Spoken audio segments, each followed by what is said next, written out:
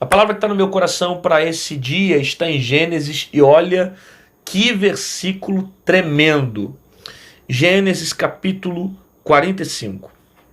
O capítulo é o 45, o verso é o de número... deixa eu ver agora aqui, porque eu me perdi. Capítulo 45, deixa eu ver qual é o verso... versículo de número 26. Capítulo 45, verso 26. Mas olha que palavra tremenda. Capítulo 45, verso 26. Então lhe anunciaram dizendo: José ainda vive. Só isso. Capítulo 45, verso 26. Então lhe anunciaram dizendo: José ainda vive. O capítulo 45 de José já traz para nós um contexto que José está vivendo uma outra fase da sua vida. Ele está aqui como governador do Egito. Abaixo de Faraó, ele é um dos caras que mais tem a autoridade do Egito, porque esse foi o desígnio, esse foi o poder que Faraó deu a José, que somente Faraó estaria acima dele, mas abaixo dele ele governaria e administraria toda a região do Egito. José recebeu um cargo de poder, um cargo de confiança, um cargo de honra, né? Só que nós, quando lemos Gênesis, a história de José, desde o capítulo 37, os capítulos anteriores, nós vamos percebendo todo o sofrimento que José passou para que os sonhos e as promessas de Deus sobre a vida dele se cumprissem, né?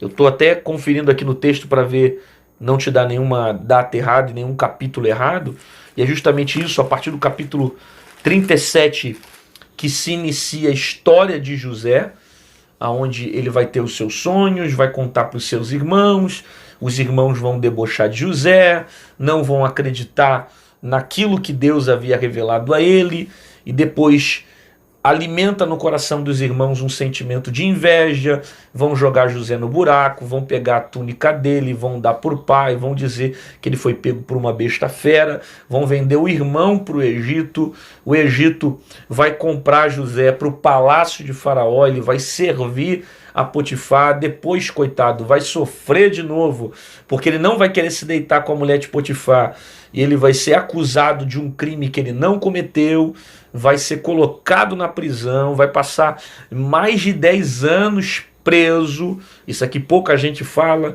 ele passa mais de 10 anos preso, e depois de todo esse processo, o copeiro vai lembrar ele diante de uma oportunidade, quando o Faraó não consegue discernir o seu sonho, ele chama os feiticeiros que também não conseguem discernir o seu sonho, e o copeiro apresenta José, contando a história dele, que estava na prisão ainda, e José havia dito o que iria acontecer com ele, e o copeiro fala do nome de José para que José pudesse interpretar também o sonho de Faraó. Quando José traz a interpretação, a revelação do que Faraó estava sonhando, Faraó fica impactado com tanta sabedoria e poder que José demonstrou ter ao interpretar os sonhos, que nomeia ele como governador do Egito. A partir daí ele começa a administrar os tempos que o Egito vai passar, os tempos de fome, os tempos de prosperidade. Ele começa a administrar todo esse processo. E quando chega o período da fome, os próprios irmãos de José vão até o Egito para tentar pegar alimento para levar para casa, porque a fome veio atingindo todas as regiões que estavam próximas ao Egito naquela época, e também regiões, inclusive, que vinham, pessoas que vinham de distância, né, pessoas que vinham com muita distância para procurar alimento dentro do Egito, porque ali era um lugar que tinha armazenado comida para esse tempo de escassez. Por quê? Porque Deus havia revelado a José que também eles passariam por uma grande fome.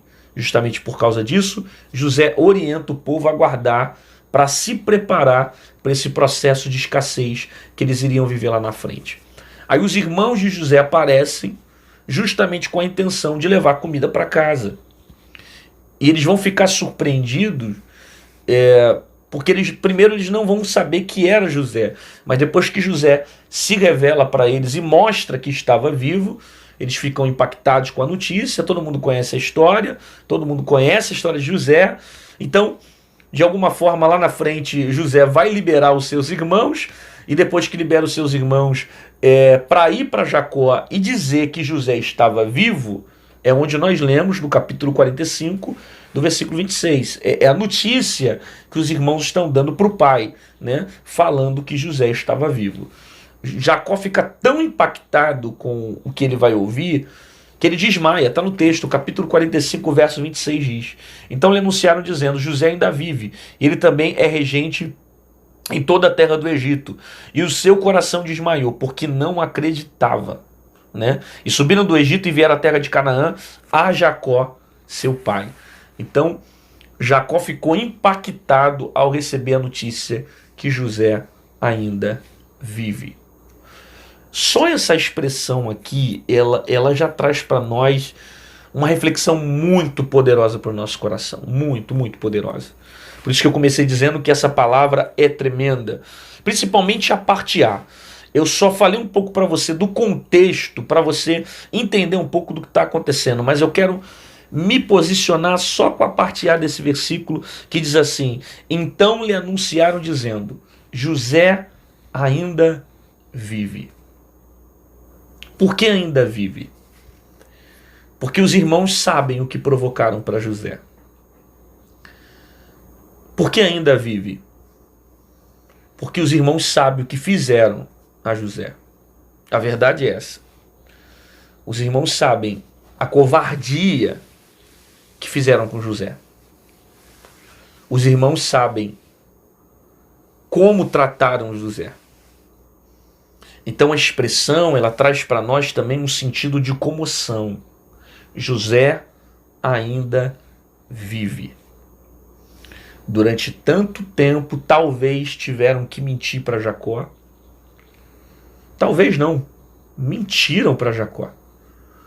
Porque quando José foi lançado no buraco, a notícia que os irmãos deram para Jacó foi essa: que José havia sido pego por uma besta fera. Você lembra o que aconteceu?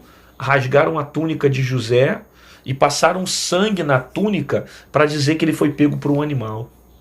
Mancharam a túnica de sangue para que Jacó acreditasse na história que ele foi morto por um animal.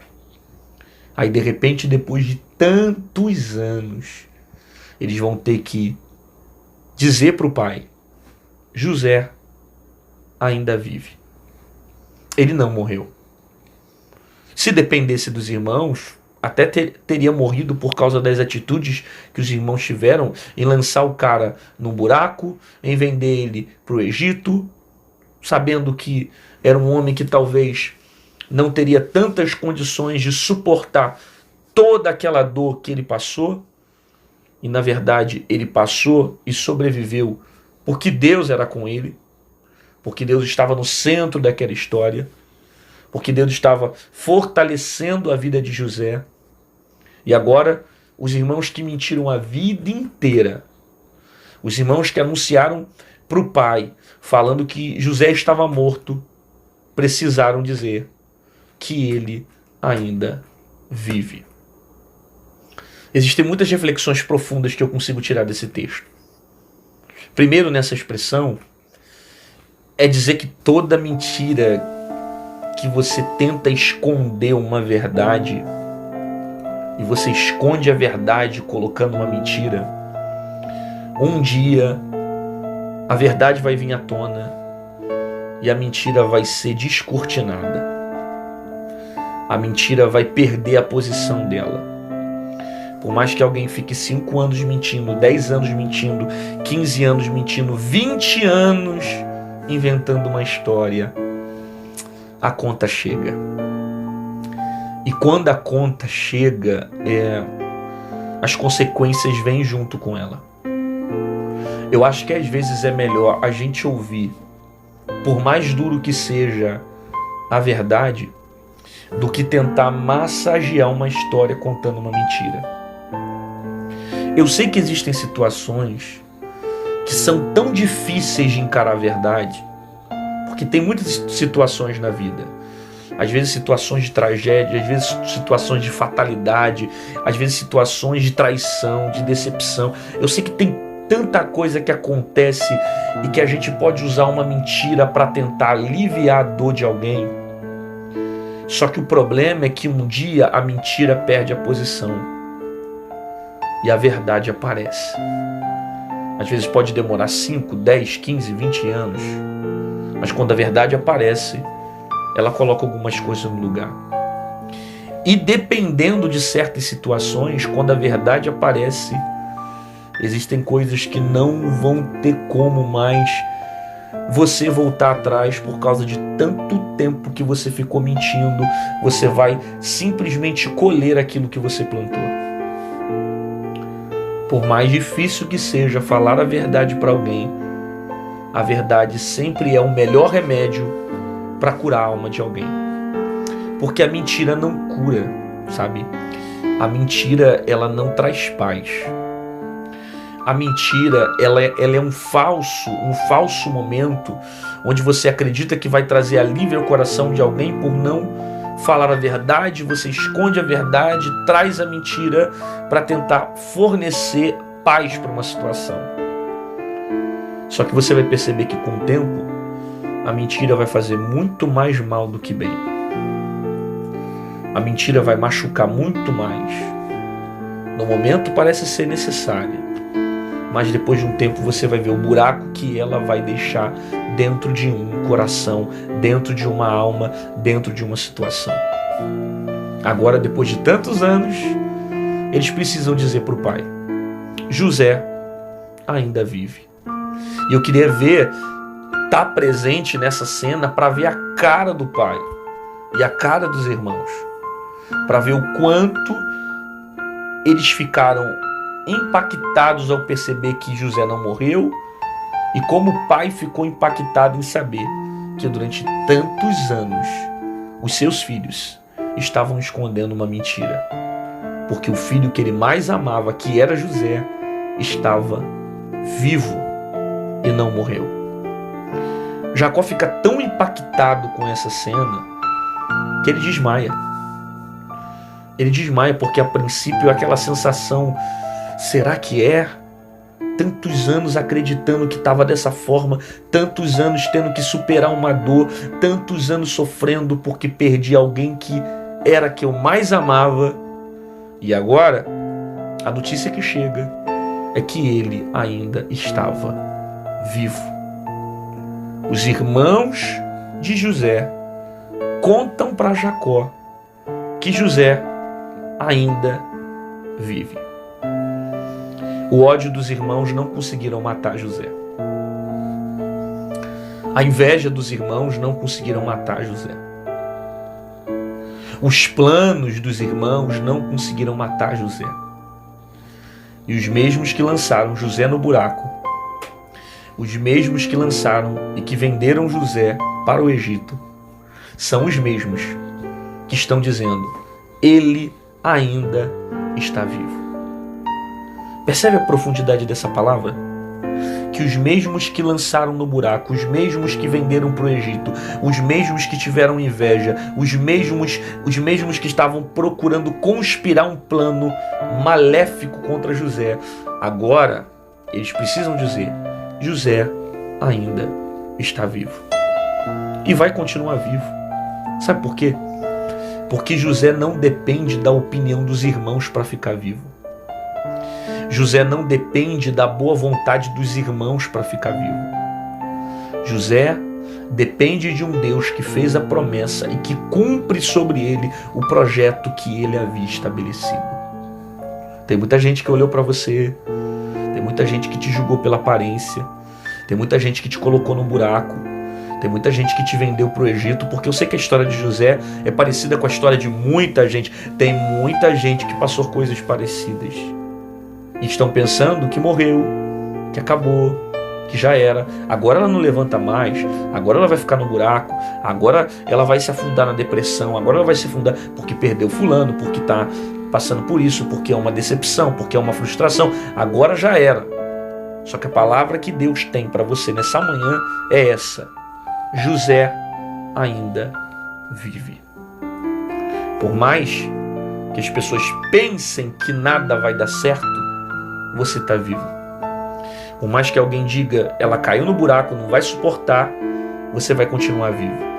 Por mais que vendam você para o Egito e te traiam, você vai continuar vivo. Por mais que te levem para dentro de uma prisão, você vai continuar vivo.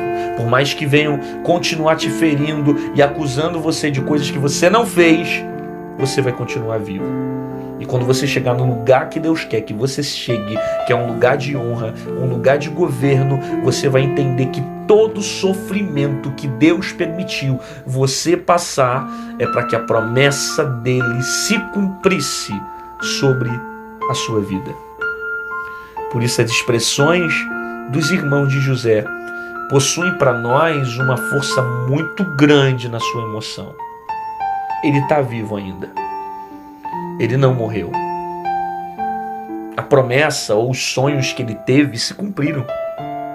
Porque Deus guardou ele em situações que os irmãos não estiveram perto. Deus guardou ele em situações que os seus pais não estavam perto. Deus guardou ele em situações que os seus irmãos que deveriam ajudá-lo não estavam perto. Deus protegeu, Deus preservou. E agora faz os próprios irmãos dizerem, ele está vivo ainda. Ele está de pé ainda. Ele permanece ainda. O mal e a maldade que fizemos contra ele não destruiu a sua própria vida. Ele está vivo. E mais do que isso, além de vivo, Deus vai usar a vida de José para alimentar a casa de Jacó. Percebe por que teve prisão? Percebe por que teve apontamento? Por que te julgaram? Por que te criticaram? Por que te colocaram dentro de um buraco? Por que te venderam para o Egito? Por que te venderam para a casa de Potifar, para o palácio? Percebe por que tudo isso aconteceu? Para que lá na frente Deus te colocasse em um patamar para você abençoar o seu irmão. Perceba que José poderia, com a autoridade que ele tem, matar os seus irmãos. José poderia, com a autoridade que ele tem, destruir os seus irmãos. Mas ele faz isso? Primeiro ele conversa. Ele cria uma situação para ser curado de tudo aquilo que ele ainda guardava no seu coração. Mas depois, ele leva os seus irmãos para lá. Por quê? Porque isso é honra de Deus para a nossa vida. Isso é exaltação de Deus para a nossa vida. A honra de Deus não é você ver a morte ou o mal de alguém. A honra de Deus sobre a sua vida é quando a sua vida ela é usada para abençoar alguém, para você compartilhar com alguém. Por isso que honra de Deus para a sua vida não é quando ele mata o seu inimigo, mas quando o seu inimigo é abençoado através de você. Honra de Deus para a sua vida não é quando Deus vai lá e ceifa a vida de alguém, mas quando Deus usa a sua vida para compartilhar coisas que ele tem feito através de você. Isso é honra de Deus. Isso é exaltação. José ainda vive. E por mais que as circunstâncias tentam matar José e destruir a vida dele, nada tira ele do propósito que Deus estabeleceu. Ele ainda está vivo. Eu tenho uma palavra para você nessa manhã, para fechar esse devocional. Muita gente olhou e disse assim, não vai aguentar não. Muita gente está vendo você esse ano e está dizendo, está perdendo muita coisa, ela não vai ficar de pé. Tem gente que está olhando para você e está dizendo, aquilo ali não tem estrutura, não vai aguentar, vai parar. Aí você percebeu que você sobreviveu 2018, você sobreviveu 2019, você sobreviveu 2020, está de pé 2021 e vai romper 2022, 2023 e lá na frente as pessoas vão dizer, ainda vive. Por quê? Porque você está debaixo de uma promessa, de um Deus que te guarda na prisão, de um Deus que te guarda no buraco, de um Deus que te guarda dentro da cisterna, que te guarda em situações que ninguém está perto, pai não está perto, mãe não está perto, família não está perto, mas Deus está perto de você. Como Deus disse a um profeta, um dia Ele também diz para você: pode o teu pai e a tua mãe te abandonar, mas todavia eu jamais te abandonarei. Você recebe essa palavra? Deus está falando com você? Então escreve aí nos comentários. Escreve alguma coisa que você recebeu dessa palavra para consolidar a informação que você recebeu, dizendo: eu creio que as promessas de Deus vão se cumprir sobre a minha vida. Eu creio que os problemas não vão me destruir. Eu creio que as lutas não vão me destruir. Eu creio que a prisão não vai me destruir. Eu creio que as dificuldades não vão me destruir. As pessoas vão olhar para mim e vão dizer: ela ainda vive.